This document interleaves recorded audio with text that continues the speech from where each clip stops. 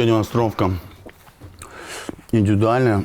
Работают я, Николай Чибисов и Михаил Сивый. Работаем с тренером. Сивый с работы не успевает, поэтому я у них как старший собираю вещи, ему тоже беру. Уже, точнее, разобрали всех своих оппонентов. Этим занимается наш тренер Руслан Кривуша. Очень грамотно нам объяснил, каждому нашел подход, какие слабые места, какие сильные места. И сейчас уже физической нагрузки практически у нас нету. У нас идет работа на тактику, вот. Какие-то мелочи, какие-то комбинации. Вот медведь есть вот такой суслик. Вот мой пояс. Выиграл я его в Бангкоке в 2018 году. Все, пацаны, поехали на тренировку. Опаздываем, Дань, Чибис, собираемся.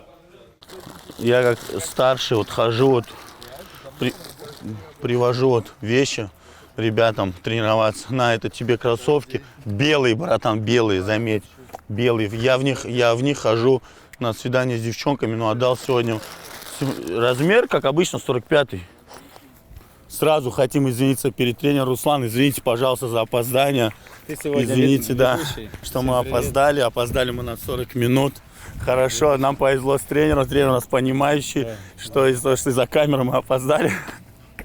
Вот, все, переодеваемся и начинаем. Да не, на самом деле надо каждому соперничать. Правый показал, не? Вот, не, лев.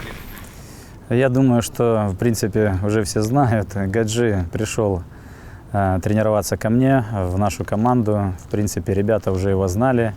Ну и Гаджи, я уже не помню, как он свою команду назвал, создал свою маленькую банду, которую решил тоже правильно подготовить и привел ко мне, чтобы уже ребята были более подготовлены на этот турнир. Отлично отношусь к таким турнирам. Почему? Потому что сейчас публика требует крови и зрелищ, а на данный момент мы смотрим, что бокс постепенно превращается больше так, в догонялки. Попрыгал, поскакал, нокаута очень мало, зрелища особо нет. Для неразбирающихся людей в единоборствах, конечно, драку посмотреть всегда намного интереснее. А если правильно смешать драку и спорт, если человек, который дерется на кулаках, будет правильно готовиться и правильно использовать стратегию, то, в принципе, получатся очень серьезные и динамичные поединки. Есть определенные моменты, которые я хочу посмотреть сам лично, потому что уже от просмотра вживую и посмотрев динамику поединков, посмотрев на то, как ребята работают, в принципе, от этого уже будем делать дальнейшие выводы. И в будущем, я думаю, что не только Гаджи, а другие ребята о себе очень серьезно заявят. Левша, ну такой ровный, зажатый, медленный. К этому турниру мы готовились уже с командой.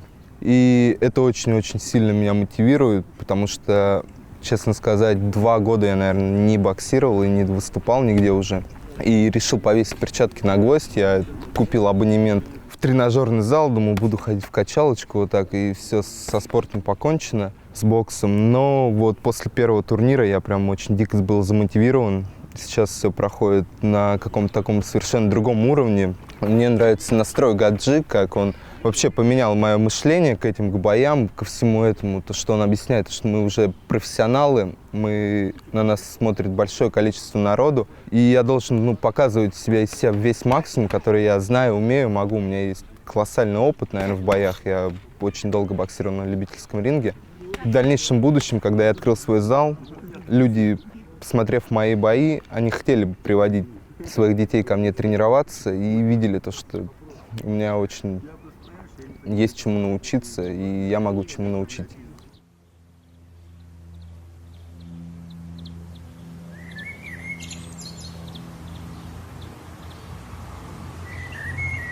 Был у нас в стране, точнее по всему миру, COVID-19. Все столкнулись с этой проблемой, особенно столкнулись спортсмены. Тренироваться и подготавливаться было негде, залы все полностью закрыты, площадки были закрыты, парки были закрыты. Но я вам расскажу маленький секрет. Никого не берешь с собой. Приходишь рано утром, перелазишь через забор, один идешь. Везде мусора, охрана, все, проходишь, со всеми здороваешься. Приходишь на мешок и работаешь. Главное приходить одному. Если у вас 2, 3, 4 и более человека, нас здесь закрывали и сразу нас оформляли, за что мы несли свой штраф. Вот. Но это было сколько у нас, получается, не месяц где-то готовился здесь, на этой площадке, готовился один. Вот. А потом уже перешел в Русджим к Руслану Кривуше, как я и говорил, повторяюсь. Вот. И занимаюсь, и тренируюсь у него. Вот. Сейчас у нас только тренировки с Русланом, только по одной тренировке. Уже тренировки пошли на спад, поэтому физически, функционально даже дышу и чувствую себя я прекрасно. Подхожу к пиковой форме. Смотрите Топ-Дог, следите за новостями и ожидайте красивые, хорошие, качественные бои. С любовью, Гаджи Автомат. Миру мир.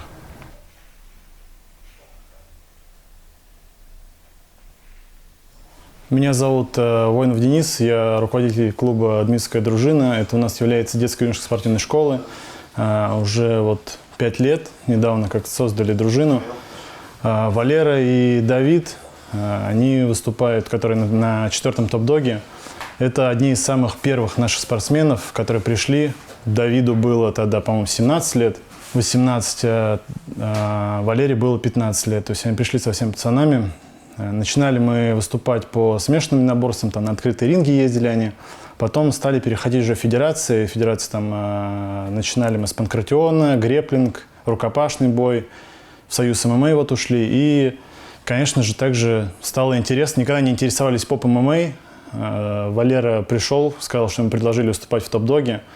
Ну, в принципе, очень круто. Тем более поп-ММА стало сейчас намного популярнее. Сейчас даже не узнают там спортсменов Fight Night, кого-то не знают, но зато знают, кто такой Валера там и остальные спортсмены. И стали двигаться, стало интересно. Сейчас планируем, вот ведем переговоры с Топ-Догом. Надеемся, что придем мы к каким-то серединам, и нас всех устроит по контрактам. Потому что на сегодняшний день, тем более, стал Топ-Дог самый популярный YouTube-промоушен в мире. Это уже о многом говорит. Если мы там вчера смотрели на Bare Knuckle, сегодня все мы смотрим на Топ-Дог. Много очень альтернатив, про которые меня спрашивают, так как я непосредственно являюсь рядом с этим. Там названия, не скажу их. Там не спорт, около спорта. Топ-Дог мне больше всего нравится, потому что он прям, он спортивную составляющую имеет. Здесь спортсмены, именно спортсмены, не там фрик какие-то бои. Здесь спортсмены. Мне это больше всего нравится. Парням это идет однозначно на опыт. И в плюс.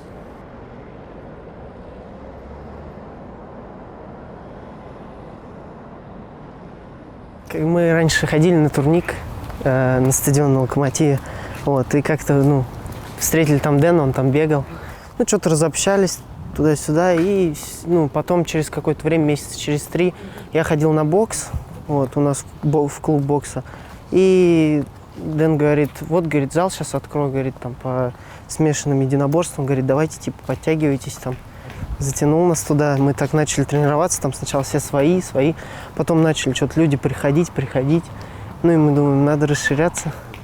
Потом Дэн нашел новое помещение, и все, и вот так вот мы организовались. Изначально много секций перепробовал. Сначала карате было, потом хоккей, футбол, потом санный спорт, там сломал ногу, восстановился, и как раз мне отец говорит, иди, говорит, боксом занимайся, говорит, там знакомый его тренер, говорит, иди занимайся боксом. И я пошел.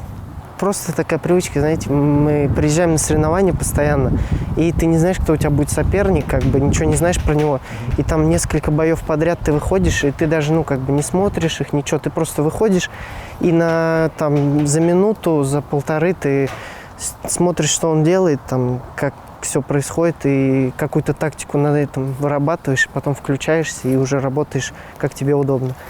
Не Валера ли тебя вдохновил вообще на Топ-Дог прийти? Нет. Нет? Он относительно. Просто в один день Дэн позвонил, говорит, смотри, говорит, такая тема, говорит, тебя хотят на Топ-Дог позвать, там, подраться. Понимаю. Да. Сам бы как описал свою мотивацию выступления там у нас? Просто показать себя не ради каких-то там материальных ценностей, а просто, больше для себя, чтобы, вот этот огонь не угас во мне. Тренироваться дальше, мотивироваться, даже если проиграл, идти дальше и драться опять. Кто в зале будет убирать за собой? Кто? Это все Илюх смотрю. Кто в зале будет? Да я убираю, Алексей. Да не на камеру только. Кто в зале с собой играет? Посмотри.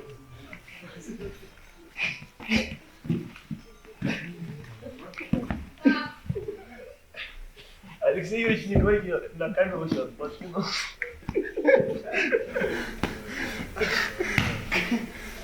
Алексей Юрьевич, на камеру. Появилась своя аудитория, люди узнают, не фоткают, конечно, но узнают, как бы интересуются, много сообщений в директ приходит. А как ты попал вообще в спорт, с чего начинал, кто привел тебя туда? Ну, именно в единоборство я попал еще в школе. Это, получается, занимался 5 лет боксом. И дальше по нарастающей. А до этого, как и обычные все дети, я очень много менял видов спорта, мне было все интересно. Я занимался и борьбой, и легкой атлетикой, и санным спортом. Ну, короче, когда ходили мои друзья, и как бы я с ними постоянно куда-то ходил заниматься. Такой вопрос по поводу первого самого турнира. Когда ты туда поехал, спрашивал ли ты у тренера разрешение? Ну, я сначала поехал, потом спросил. Ну, когда я, как говорится, сказал, он за любую всегда движуху, как бы, где бои, там и он, как бы. Когда вышел только нарезка, получается, он говорит, ну, четко. А потом, когда вышел сам бой, там это, он говорит, меньше тусить надо. Многие люди писали, топили, может, еще из-за меня, из-за того, что просто я был младше. Ну, и мне не привыкать драться с возрастными соперниками, потому что также я выступаю уже 16 лет по профессионалам, 16 лет меня Дэн запихивал, куда такого меня, короче, как бы не запихивал. У меня нету как бы никакого страха в глазах, я иду сюда на войну, и после боя с казахом, как оценивали судьи, это судейское решение. Мне не обидно, я только рад, что сделали реванш, потому что этот бой за все время, за все мои 3 выступления, мне кажется, он был самым ярким, самым зрелищным вообще за все время. Тогда это было просто вообще месиво. Я хотел выиграть, я летел, дрался, и это нереально объяснить, как бы. Я был настолько сильно заряжен, как бы, и сейчас, что вот я и говорю, что нахожусь в своей лучшей форме, я готовил, чтобы закатили такой же жесткий зрелищный бой, что вся аудитория просто, там, не знаю, скакнула. Я хочу себе поднять какую-то аудиторию, чтобы люди узнавали, и мои дальнейшие цели – это побиться в ИСА.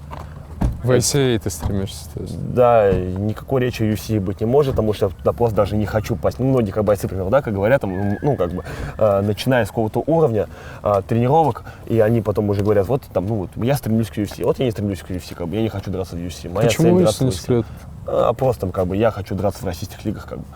Тут много очень бойцов, очень хороших, и на самом деле, если там бы просто не было всяких допинг-контролей, да, к примеру, в ACB, в ИСА, мне кажется, они просто в UFC переехали в данный момент. Там очень много сильных бойцов. Первый бой в топ-доге против казаха, это была ничья, как бы, это счет не берем, как бы, я сейчас постараюсь всеми своими силами реваншировать это. Не забегая, как ты сказал, за спину, с Шахбулатом, бой, мне кажется, он тоже неизбежен, потому что это тоже был бой вечера. Это был технический бой, это не как было с казахом, что была просто рубка, это был именно технический бой. Я уважаю Шахбулата, он в первую очередь человек, спортсмен, что многие про него писали, всякие тоже так гадости. Осуждать нельзя спортсмена, да, за нельзя. поведение? За поведение, конечно, это был мой бой, это была моя победа. Он попал, он выцелил, он красавчик, к нему никаких претензий нету. Мы с ним хорошо сейчас общаемся. Что будет у нас с ним, скажем так, в клетке, в сене, это лишь бой. После боя мы пожмем руки и поблагодарим друг друга за этот бой. Никаких личных Никаких личных. У меня никому нет никогда никаких личных претензий.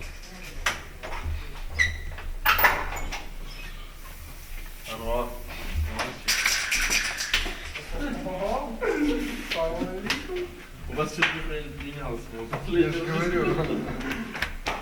Мы уже все закончили. Красная комната, дизайн. Красный, красная комната. Не говори такие вещи. Вот, возьми. Возьми. Теперь на 2%. А волосы должны вот эти торчать? Все, идеально. Шапку плюс 5 побед. Пока видишь первый эскиз сразу покажем. Вот. Не облажаться бы тут. Чё ты делаешь? Это что? Это куда пальцы пойдут.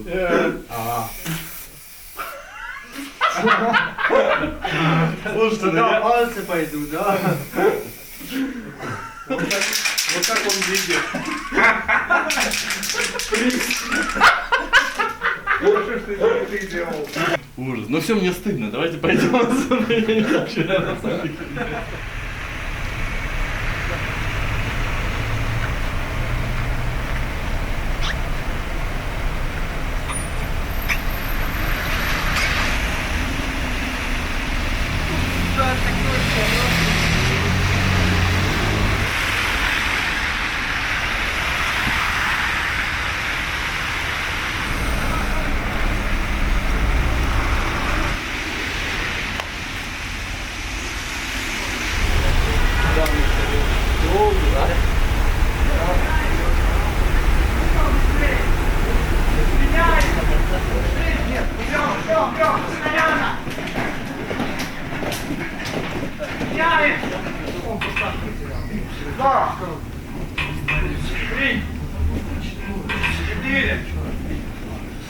Одиннадцать. 15. 13. 14.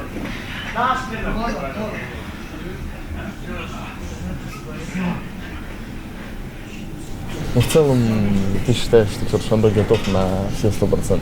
Да, в игре досрочно. А какой был график у вас? Типа тренировок? 2 тренировки в день, 1? И какого плана они были? Да нет, для классных нам одна тренировка в день нормально. Если там по ММА, то надо утром стойку Для нарабатывать. топ-дога одной хватит? Да, Ну нормально. да. Ну там стойка же, стойки надо только драться. Но если там ММА, там надо еще бороться, там позиции надо отрабатывать. Для этого надо 2 тренировки делать. Так, для топ-дога один нормально. Вопрос такой, что Сивый предположил, как бы у нас была тема того, что он не будет выступать в русских промоушенах, потому что он говорит, там все на допинге. Я говорю, что ты думаешь насчет Чоршанбе? И он вот предполагает, что ты тоже на допинге. Что ты можешь по этому поводу сказать? Я не удивлен. Все так думают. Пусть думают дальше, без разницы, что там Сивый думает, что там. Так, начинал ты с легкой атлетики. Во сколько лет? Блин, я точно не скажу, но с детства ранее. У нас на родине не так развит этот спорт. Я начал заниматься кюкушин карате. Ой, нормальная тема. Да. Я занимался где-то полгода там. Типа, да? Да. Ну там тоже жестко. Ну там набивки вот это все. Да. И да, так, короче, по чуть-чуть таэквондо занимался, изучал. Ну, ногами ты нормально бьешь.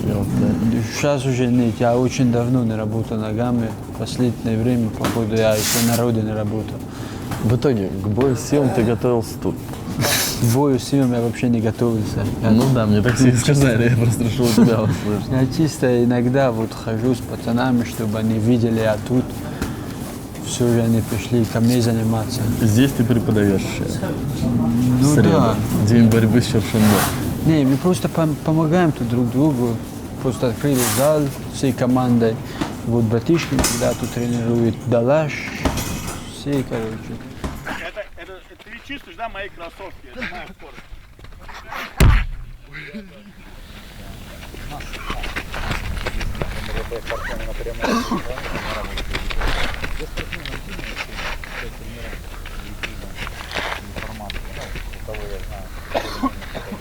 Хороший бой, на самом деле, мне самому, как тренеру даже, и не только как тренеру, как вообще человеку интересно посмотреть этот поединок, потому что у Сивова реально очень серьезный соперник. Ну, я бы не назвал бы прям очень серьезным, но просто намного опытнее за счет поединков.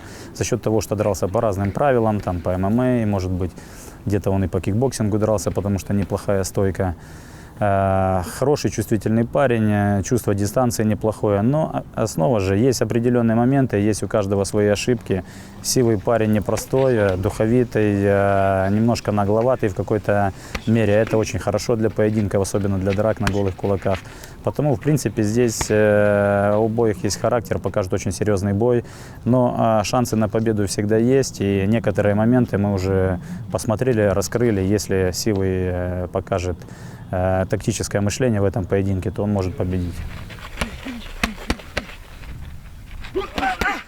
Вообще с работы только. А что за работа? Работа в ритуальных услугах, бригада сопровождения похорон. Короче, ты таскаешь гробы. Да, таскаю гробы, сопровождаю до могилы. И ты сказал мне сегодня, что ты уже в течение года этим занимаешься. Да, в течение года. С порядка сколько гробов ты оттаскал? Больше 400. Это твоя рабочая форма. Да, это моя рабочая форма. Галочки не хватает, повязки и жилетки. И ты Точнее, прям не с работы жилетки. приехал? Да, я не успевал просто. У меня прям работа, и мне пришлось ехать. Гаджи привез тебе. Гаджи мне привез 45-го размера. Красную майку XXXL и шорты такие же. Раскатать я его хочу. Конкретно прям раскатать. Перебить. Почувствовать его слабость во время боя. Вот что я хочу. Из-за его поступка, который он сделал. Прыгнул мне коленом в нос. Немножко зацепил, но я успел уйти. Короче, все, ты настроен. Как форма твоя, как ты оцениваешь? Хорошо, хорошо. Не лучшая, но хорошая. В следующий раз будет еще лучше. Но я думаю, этого хватит. Вполне, думаю, этого хватит, чтобы его разбить. А с точки зрения медийности? Честно, я об этом, я еще это, в деревне на самом деле. Ты еще не ощущал, да? Да, такого? еще я не понимаю, что это такое, еще Ну, мне кажется, что этот бой, это твой шанс. Да, хорошо. Я готов к этому шансу. Момент. Готов к этому шансу. Как тебе сказать? Ты не думаешь? Это вот все думают, что это для меня что-то такое. Для меня это, меня после этого что поменяется особо? Вот, мне кажется, не знаю, ничего не поменяется. Я просто не знаю, что у меня может поменяться. Это я просто не с той точки зрения на это смотрю, на этот бой. Мне его надо раскатать, и все. Ну смотри, Ничего. могут поменяться гонорары. Это понятно. Могут появиться спонсорские контракты. Да? Ну, конечно. Такое бывает? Короче, я считаю, что это. Я просто не знаю, что это такое еще. Когда познакомлюсь, тогда буду уже немножко в этом разбираться. Так я еще простой парень, у меня еще ничего нету. Какие цели вообще? Цели? Да. Максимальные? Ну вот просто, ты дерешься на голых кулаках в топ-доге. Ты это зачем делаешь? Вообще я потом, когда в будущем, хочу уехать в Америку, отбиться там и уже сделать ход конем и попасть в UFC, так как я не хочу драться в российских ММА-промоушенах, так как у нас нет допинг-контроля. Ага. Вот. А ты против химии? А я против, да. Я не хочу ебать. А что ты думаешь насчет того, может быть, Чоршанбе на химии? Пускай. Ну, так, вот ты как думаешь, он химичил когда-то? Вот честно, да. Честно думаю, химичил. А перед этим боем? Да пускай химичит. Я не стараюсь об этом не думать. Зачем мне об этом думать? Пускай попробует. Технически он от этого лучше не станет. Ну, конечно. Ну вот. Физуха, выносливость у него. Ну, то есть, значит, ты думаешь, что топ-дог, в том числе бой с Чоршанбе, как раз-таки хороший задел для исполнения твоей цели. Это твой шанс поехать драться в Америку. Ну, пока еще нет. Мне надо побольше рекорд еще набить. В топ-доге? Да. Ну, то есть через это. Это просто... Это, да. Чоршанбе просто он одна ничего, из ступеней. Да, одна из ступеней, не более, на самом деле. Да, да. Ну, нормально.